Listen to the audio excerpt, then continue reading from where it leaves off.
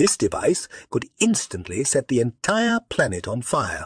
At least that was exactly what its makers were afraid of. But even despite these suspicions, on July 16, 1945, they unleashed the nuclear demon. The first detonation of an atomic bomb, named Trinity, was so powerful that a huge fiery mushroom cloud, higher than Everest, rose above the New Mexico desert.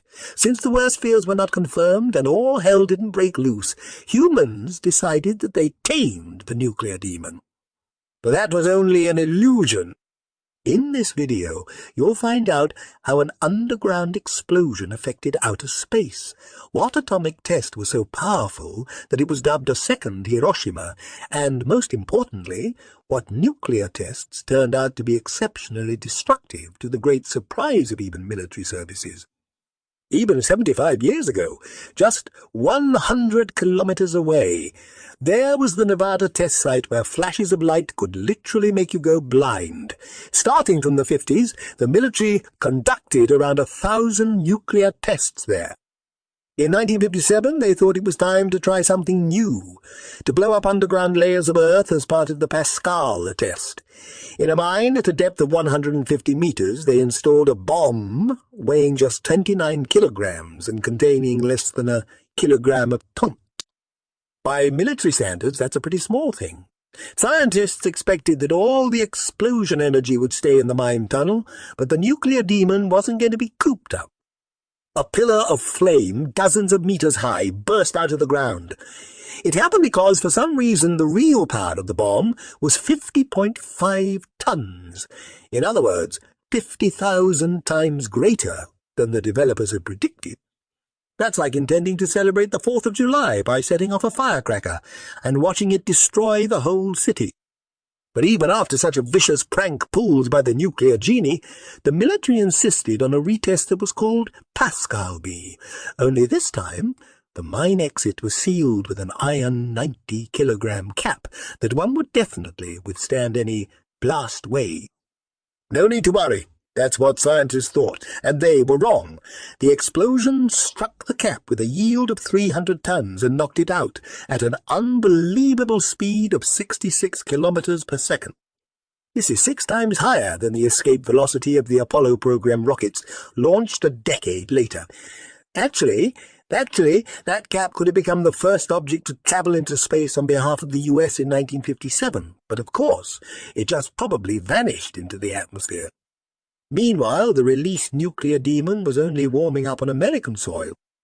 This piece of paradise is Bikini Atoll in the Marshall Islands, although only a madman would want to spend a vacation there in the late 40s. That's because the US military carried out almost 24 devastating nuclear tests in this region. In July 1946, as a part of the Baker nuclear test, a fleet of 90 target ships was assembled off Bikini Atoll to study the consequences of an atomic blast at sea. The bomb was attached to the bottom of a landing ship and lowered to a depth of 27 meters. The explosive yield of 3 kilotons blew the ship into atoms and created a water column as high as 2.5 Burj Khalifa towers. When hundreds of tons of water collapsed, they triggered tons of water collapsed. They triggered to 9 target ships. However, the rest of them were even less fortunate. The nuclear demon showered so much radiation on the remaining fleet that all the ships had to be sunk. But the military guys were rather excited.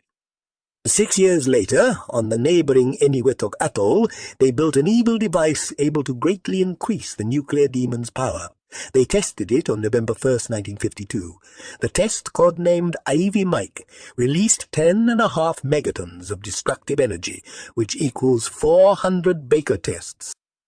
That was the first American thermonuclear bomb in history, in which the energy that appears as a result of nuclear decay sources, fusion, and creates even more destructive and deadly force.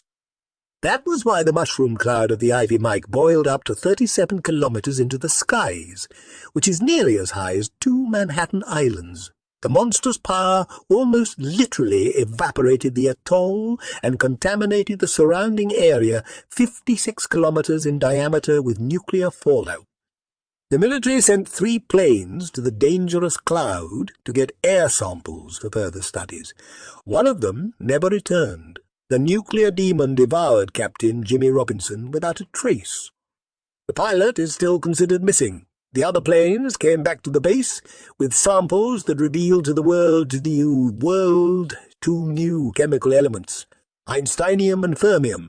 In the meantime, another nuclear demon was gaining strength halfway around the globe, and this one was much more dangerous. It looks like a lunar landscape. However, this place is situated here on Earth. To be more precise, that's the Semipalatinsk test site in Kazakhstan, a former Soviet republic. In 1955, the Soviet military decided to demonstrate their total destructive supremacy to the world with the help of their revs, 37 hydrogen bombs. On the appointed day, a Tupolev Tu-16 bomber took it to a height of 12 kilometers above the ground, when suddenly the radar equipment failed and the sky became cloudy. The Soviets first wanted to randomly drop the bomb somewhere in the mountains, but changed their minds at the last minute. That's why Major Fyodor Galabashko had to make a first-ever emergency landing with a fully armed thermonuclear bomb aboard. Ignoring all the bad omens, the military anyway set offwards. 2 days later, the mushroom cloud rose 12 kilometers above the ground, which is higher than most passenger liners can get. And although that was a medium power explosion with a yield of 1.6 megatons, the shockwave unexpectedly damaged buildings within 200 kilometers. The Soviets were already imagining how their nuclear demon would wipe all large American cities, along with suburbs off the face of the earth. But even that amount of power didn't seem to satisfy them.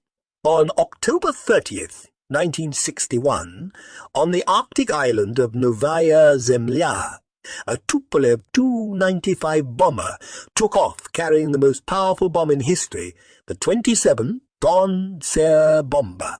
If the plane dropped it like usual, it would simply have no time to fly a safe distance away and would have been ripped apart by the thermonuclear demon.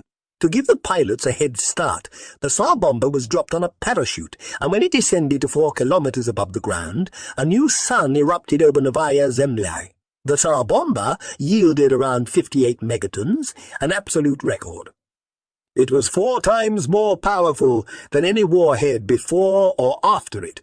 The blast could be seen even in Greenland or Alaska, 1,000 kilometers away from the location.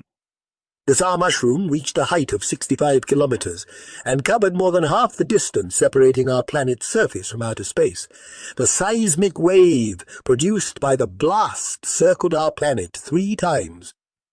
If the Soviets had bombed the west coast of the United States, this would have evaporated the region's biggest cities and caused massive earthquakes all around the country. But the Americans weren't intimidated by the threat, since they had already pumped steroids into their own nuclear beast. On March 1, 1954, under Operation Castle, the U.S. military carried out the notorious Castle Bravo nuclear test that left behind well-known consequences.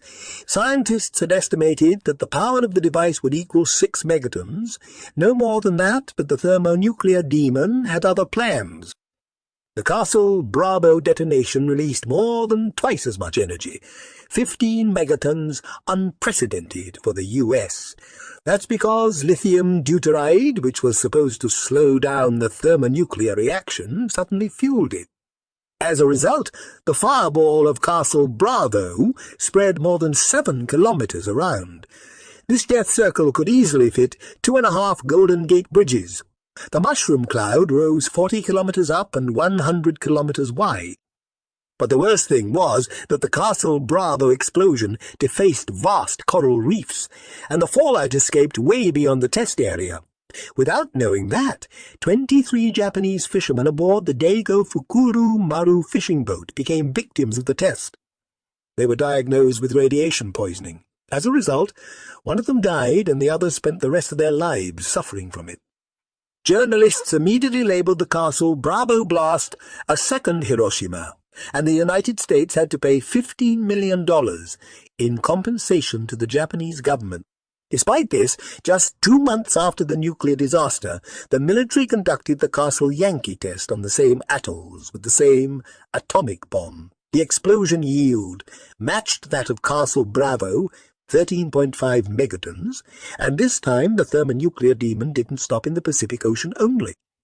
In just 4 days, radioactive fallout hit Mexico and the western United States. Speaking of the Marshall Islands, even 65 years after the test, measurements of plutonium in the environment are 1,000 times higher than those of the Chernobyl power plant. The nuclear weapon states realized there was no way to tame this beast. Our planet was at risk even without a fully fledged nuclear war. Anti-nuclear protests took place all around the world, and finally, in 1963, the US, the UK, and the US, the UK, and the USA signed a treaty prohibiting all test detonations of nukes on the surface. This treaty remains in force. And yet, stunning archives of the atomic age exist. Apart from records dedicated to dangerous, destructive tests, we can also find downright ridiculous chronicles. Check this video. 5 U.S. Army officers are standing right in the epicenter of nuclear testing. Do you think the blast wave is about to blow them to pieces? You'll be surprised. The thing is, a bomb yielding only 2 kilotons of explosive energy was set off 5.6 kilometers above the ground. The layer of the atmosphere protected the officers from any harmful effects except for the flash. If nuclear tests weren't banned, would you agree to participate in such a photo shoot? We disclose more about it in the next videos. Thank you for watching this video on Vast Quest. If you enjoyed it, please don't forget to hit the likes button, leave a comment below, and subscribe to our channel for more fascinating content. Your support helps us continue our quest to explore the vast world of knowledge. See you in the next video.